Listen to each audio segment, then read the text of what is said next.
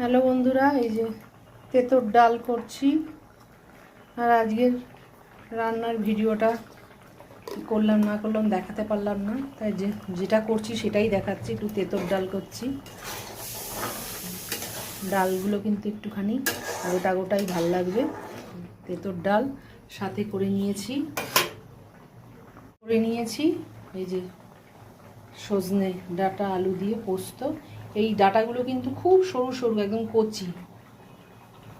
আমি মোটা মোটা ধরনেরই খেয়েছি, একটু নিয়ে এলাম, তাই দেখি কেমন খেতে।